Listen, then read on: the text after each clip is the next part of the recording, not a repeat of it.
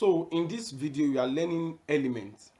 Remember, we want to study elements, compound and mixture. So the first aspect here is elements.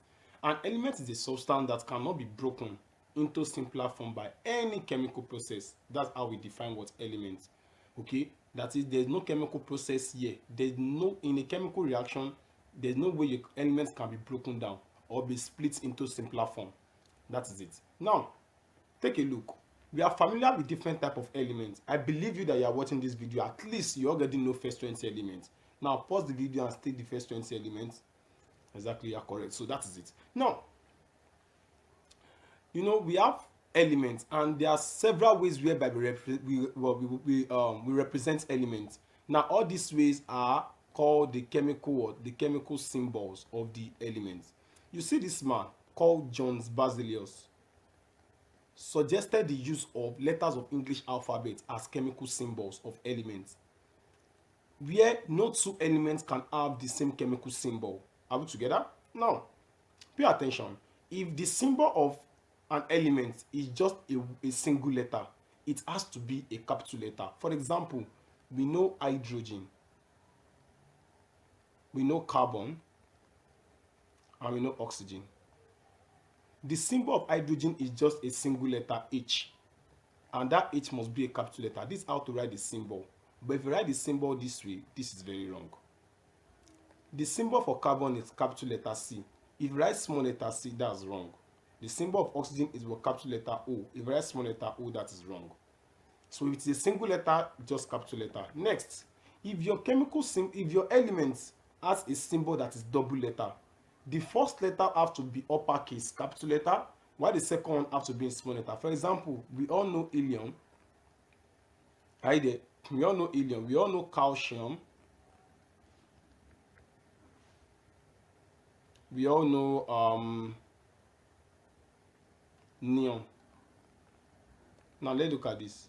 The symbol of helium is He. As a capital letter, small letter. Anything other than this is wrong. Calcium is capital letter, small letter. Neon is capital letter, small letter. Are you there? That is it. So that is it on how to write chemical symbol. Now there are some elements whereby the symbol are the letters of the symbol are not found in the name. For example, if you look at iron, the symbol for iron is Fe. F and E are not even in this spelling. So where is it gotten from? It's gotten from the Latin name of iron, and that is what? Ferron. I'll just list two of them in this video. Ferron. Okay, we have some other one like what? Like tin. The symbol for tin is Sn, and that is what? Stannum. Are you there? We have another one which is what? Which is we have copper, and the symbol is Cu, and that is what? Copron. We have what? Gold, and that symbol is what? Au, which is what? Auron. Are you there? And lastly, I'll be talking about mercury.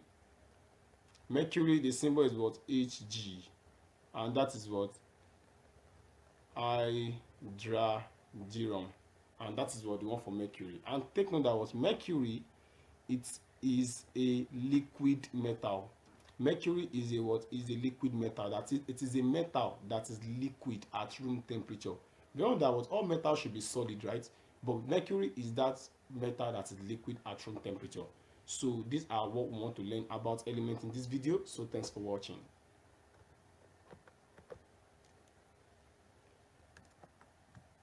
Now let's study compound in this video. In our previous video, we've learned about elements. So let's look at compound. A compound is a substance formed when two or more elements are chemically combined together in a fixed proportion by mass. We all learned several examples of element there. For example, let's see. Look at this element.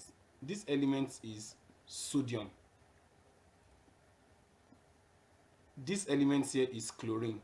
When they are combined together chemically, they give us what? Sodium chloride. You can see. So when elements are combined together, they will give us what? A compound. This sodium chloride is the common salt to use at home, and is an example of a what? Of a compound. Now let's go. Remember, they said they are combined in a fixed proportion by mass. You can see the proportion of Na to Cl in this compound is 1:1. Right? You have one of this. Look at H2O water. you have what 2:1. So all these proportions are what are fixed forever and ever that way. It does not change. Now note that compounds have chemical formula and they cannot be separated by chemical means. Yes, if I call something a compound, it means that it has a chemical formula. Take note of that. And there is no way you can separate it by any of your physical means. Now pay attention to something. When we studied elements and we studied compound, two of them together, you will see that we made mention of they cannot be separated, right? Good. And that make them what? A pure substance. Are we together? Good. So elements and compounds are what? Are pure substances. Take note of that. If they ask you that in elements, compound and mixture, which are pure substance, it is what? Elements. Okay? Because when we have pure substance, it cannot be separated by any of your physical means. Okay? So that is that for that. And take note of these compounds and formula. Remember I told you that if you call something a compound, it must have a formula. So if you look at the chemical formula of all this, water is H2O, sand is SiO2. They ask you what are the two elements present in sand? Is silicon and oxygen. So look at limestone, CaCO3. This Ca is calcium, this C is carbon, this O is oxygen. Ethanol, C2H5OH. Glucose, you will have been seeing this in biology, C6H12O6, and common salt is sodium chloride. And that is that about that on compounds. So thanks for watching.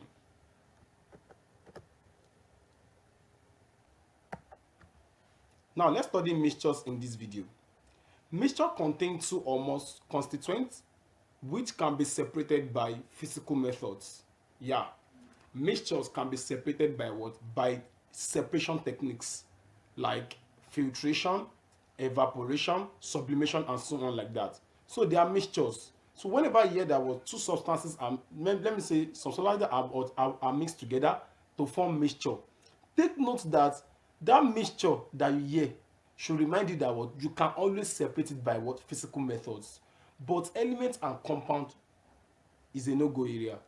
Now let's go. What are the examples of mixture? We have blood. Yes, blood is a mixture. Let me even gist you. Blood, you know, our blood has two components. We have the blood cells and the plasma. Actually, there's a separation technique called centrifugation. It can be used to separate the blood cells from plasma, making blood a mixture. Good. Seawater also is a mixture. Air is a mixture. Of course, when you get there, there's a topic on air. You actually understand more on that. Coca-Cola, they are all mixture. All these are all mixture. Vulcanizer solution. If you hear the word vulcanizer solution is made by dissolving rubber in benzene. It's made by dissolving rubber in benzene. So that will give you a solution, and that's an example of what mixture. Latex is that sticky white liquid that is gotten from what? From rubber tree. Crude oil, you know that your petroleum, urine, all these are examples of mixture. Now, mixtures can be divided into two. We have homogeneous and heterogeneous mixture. Now, homogeneous mixture is uniform in composition. That is, the composition is one. Uniform in composition means that well, you cannot observe different layer. You only observe just one layer throughout the composition. You just what observe just one layer. So example, sugar. So you can experiment this at home. Put sugar in your water and shake. You see that we just have a clear solution. There will not be, let me say you're having, just like if you add water and petrol together, you see the layer will be separated, but not like homogeneous. Homogeneous is always uniform in composition. So milk, honey, alloys. Alloys are combination of what? Of metals together to form what? Alloys. Okay, they are, alloy is just like mixture of metals. Are you there? Mixture of metals only. Okay, good. Now let's go. Vulcanizer solution. Filtered seawater. Yeah, ordinary seawater can contain some other thing like stone, sand. Just go to beach and just pack the water and just leave it to settle. In that was sand will settle, water will be above, and that is not homogeneous. In homogeneous, nothing will settle down. All of them will be of uniform composition. Now let's go. Heterogeneous mixture is just opposite of this. It's a mixture without uniform composition. That is, you will observe separate layer. Check this out. Add water to petrol and see. You see that the petrol just be floating on it, or oil and water. Oil just floating on it and see water. So you can observe two layers. That's an example of what heterogeneous mixture.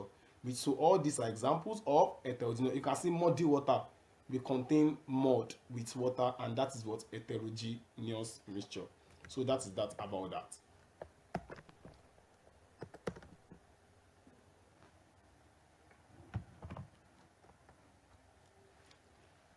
Let's study compounds and mixture, their difference in this video. So a compound is always homogeneous. Yes, always homogeneous. We've said that already. Compounds are always pure, so they are always homogeneous. Okay. That is a compound. When you look at a compound, you can never observe different phase. It only have one phase with uniform composition. But mixture could be homogeneous or heterogeneous. Like in our previous explanation here, you can see a mixture can be homogeneous mixture or heterogeneous mixture. Let's move. Now, pure substances. Compounds are pure substances. Yes, mixtures are what? Impure substances. That has been explained in the previous video. So they cannot be separated by physical methods. When you are talking about physical method, there are separation techniques. You can't use it for compound, but it can be used for mixtures.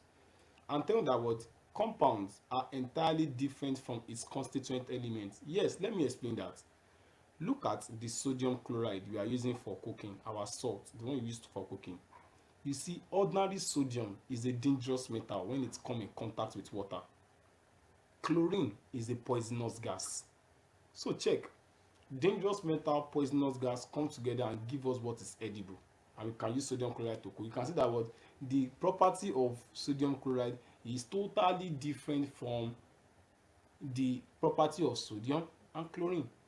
Sodium is very dangerous when it comes in contact with water, but sodium chloride itself, is it dangerous? If you put salt in water, is there any hazard? No hazard.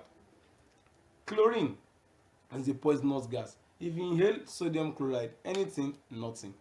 You can see, so the property is totally different from its constituents. But a mixture, the property of a mixture is just the sum of the properties of its constituents. Are you there?